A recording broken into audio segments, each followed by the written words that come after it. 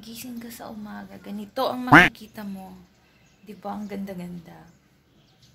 Good morning, Vietnam! Here I am again.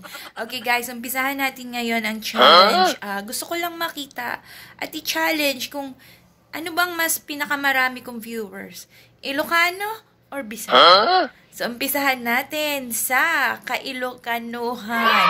Magsasalita ako ng Ilocano all the way this vlog, for today's vlog. And let's see kung yun ang mas maraming likes, shares, and subscribers. Tingnan natin. At mga views, di ba? So, paramihan kung sino ba talaga ang mas sikat. Oh, masikat ako sa Kailokanuhan ba o sa Kabisayaan? Ano lang mas marami? Kailokanuhan o Kabisayaan? Okay! Okay nga, Rod!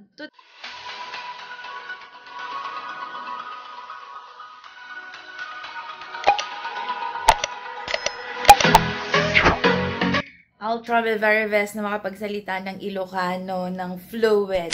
Okay! So, sa mga kamag-anakan ko, sorry na kung hindi ko masyadong masalita ng tama. Alingarod, kastoy, wala na. Hindi ko na. Nag-yoga activity,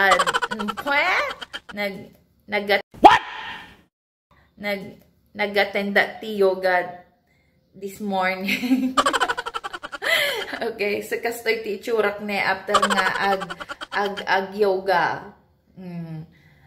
Kasla dugyot niya. Hambay nga nagdigdigos. Okay nga Rod. So tayo pakita kanya yon noon niya ti kanag after ko nga ag-exercise ta no hantay yung dumakgal. Hindi totoo yan. Bola lang yan. Ano ba yun? Magpatuloy ang pagpayat ko. Tano. Kwang. Basta yun na yun. Patuloy ang pagpayat ko. Like, ito na prepare ko. So, salad manon. Okay. Kada jay duwa tinaramid ko. May isa tata. Baon ko. Nga pa nag-work. Tonight. To no rabii. No agawid kada makan ko. Okay. No, kita am dagito ni dati cherry tomato na da carrots na dati lettuce kan daytoy boiled na chicken breast kastalaeng kan dati dressing kumot nga na gatang ine dati avocado dressing kano ket iso ti ikabil tadtoy galing mo kita anta actually na taste ko na siya, medyo maasim-asim, so parang vinaigrette. Oops! Ilocano gayam niya. Ayan, so medyo naalsam basit. Ay, stop. Wow, so, tano adamo, dagdag nga lasa na nya. Ang hantay nga agsawa mo.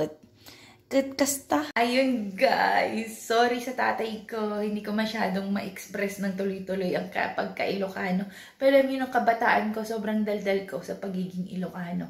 But at least, napapractice ko pa rin siya, naiintindihan ko siya. Pero expressing it na tuloy-tuloy is medyo nahihirapan na.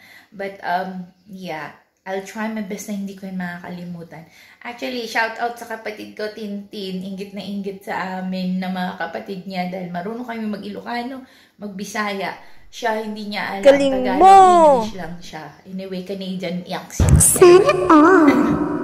Okay, so shout out sa lahat ng mga kamag-anak ko sa Pangasinan, sa Mindanao, na imbag nga aldaw kanyayo ang amin.